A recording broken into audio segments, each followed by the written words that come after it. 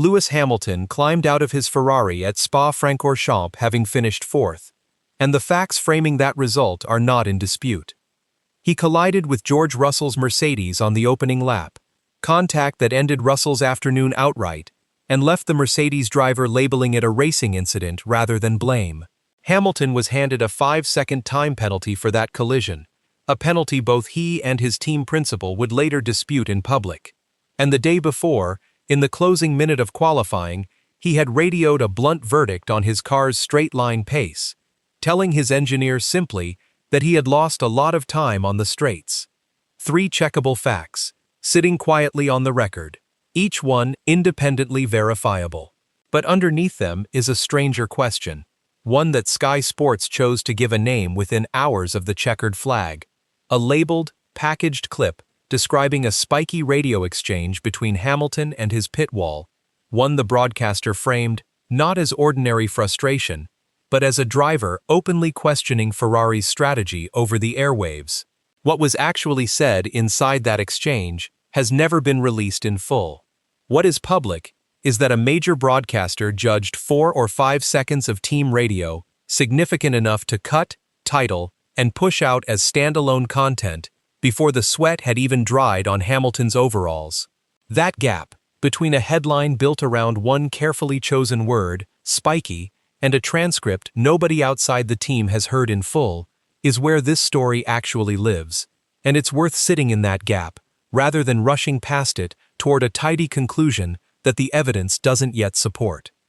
To understand why anyone would read genuine tension into a few seconds of team radio, rewind first to where Ferrari was supposed to be standing at Spa heading into that weekend. This was not a team stumbling into contention by accident, and that context matters more than it might first appear. They arrived in Belgium having won 2 of the previous 3 Grand Prix, Hamilton victorious in Barcelona, and Charles Leclerc taking a surprise, emotional win at Silverstone, his first since 2024, a result Vasseur later called special in its own right. Vasseur himself admitted afterward that Spa's characteristics, its long straights rewarding raw power over the downforce-heavy strengths of the SF26, were not supposed to favor his cars at all, saying plainly that Ferrari were not expecting this kind of result, given the layout. Layer onto that the fact that Hamilton had wrecked his own car in the final minute of final practice, catching the barrier hard enough to damage the right rear of the chassis and radio back, almost sheepishly, "I destroyed the car, man. Sorry." By any reasonable measure, that should have been the headline going into Sunday. A 7-time champion nursing a hastily repaired car around one of the sport's most demanding, unforgiving circuits, with realistic expectations lowered accordingly. Instead, he qualified 6th, was promoted into the second row of the grid by a Lando Norris grid penalty, and somehow dragged the result to 4th by the flag, despite the penalty, despite the crash, despite the layout working against him all weekend. So why, in the aftermath of a result that on paper exceeded reasonable expectation, would there be anything spiky left to say at all? That mismatch, a driver who arguably overachieved relative to his own practice crash and his car's known weaknesses, apparently still frustrated enough for a national broadcaster to flag his tone as newsworthy, is the tension nobody has fully untangled yet, and it's the thread this account keeps pulling on. Reaction to the clip split almost immediately, and predictably, along lines that mirror the wider, ongoing debate about Hamilton's first 18 months in red. One camp, generally more sympathetic to the team's execution on the day, reads the radio moment as nothing more than heat-of-the-moment noise, a driver who came agonizingly close to a maiden Ferrari podium, venting about the margins that kept him just outside it, nothing more sinister or structural than that. Vasseur's own public comments lean in that direction, at least regarding the separate penalty controversy that dominated the post-race press conference. He called Hamilton's 5-second sanction for the Russell clash mega harsh, insisting it was more a racing incident that, in his words, cost us a lot. External forces, in his telling, not internal missteps, shaped the ceiling on Hamilton's afternoon.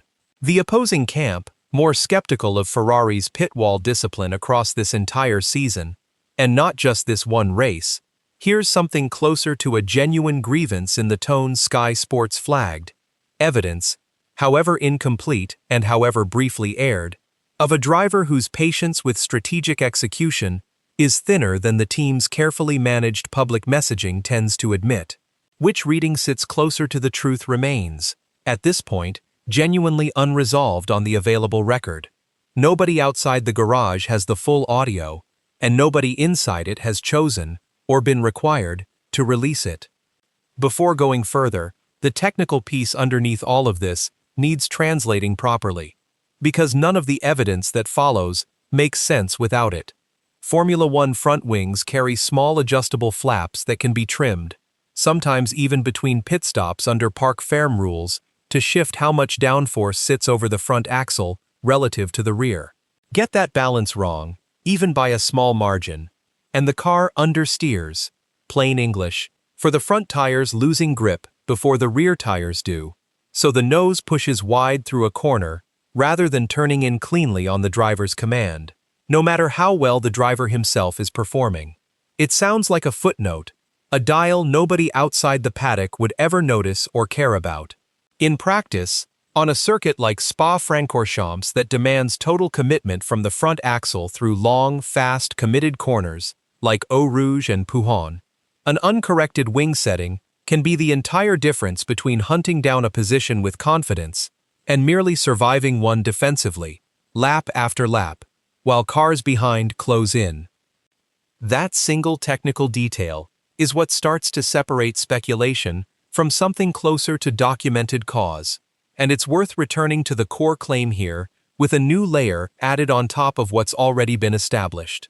During the pit stop that shaped both Ferrari races, a double stack of Hamilton and Leclerc together under a virtual safety car period, reporting has indicated that a front wing adjustment was not completed on Hamilton's car during that stop, and that he subsequently radioed the team describing pronounced understeer, a front axle not responding the way he needed through the exact sections of track where Spa punishes hesitation hardest. If accurate in full, this reframes a meaningful chunk of the Spiky narrative. Not simply a driver irritated by being told what to do over the radio, but potentially a driver managing a car with a documented mechanical shortfall that nobody on the pit wall chose to create on purpose, and that he had no way of correcting himself from the cockpit. That is meaningfully different from garden variety frustration, and it's the detail that gives the broader story whatever teeth it has.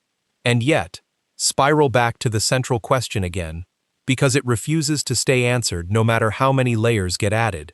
Does a missed wing adjustment fully explain a radio message specifically about strategy, or is strategy a separate complaint layered on top of a purely mechanical one? Because the decision to double-stack both cars together under the VSC was itself a strategic call made deliberately on the pit wall in real time, not a spanner simply left untightened in the garage by accident. That call let Leclerc leapfrog into second place, and briefly into the outright lead after passing Lando Norris on lap 26, before Kimi Antonelli reclaimed the front on lap 34 in what he later called a hard-fought win. Hamilton, running behind his teammate in the same pit queue, arguably lost more time relative to the chasing field than Leclerc did, simply by being second through the pit lane during a VSC period where every extra second matters enormously. Was Hamilton's tone, then, about the wing itself, about the order in which that stop was sequenced, or about the priority visibly given to his teammate at a moment that mattered for the championship picture? Nothing on the record yet cleanly separates those three possible triggers, and it may well be that Hamilton himself was reacting to some tangled combination of all three in the heat of the moment, without fully distinguishing them himself in the immediate adrenaline of the radio call. The rebuttal to any reading of internal dysfunction is, again, Vasseur's own account of the day, delivered without any real hedging in his post-race remarks to F1 TV cameras. Asked directly to characterize the weekend as a whole, he called it a very strong result for the team, pointing specifically to good strategy, good pit stop, execution as the reason Ferrari beat expectations on a layout that, by his own admission earlier in the weekend, should have punished the car's straight-line weakness all through Sunday.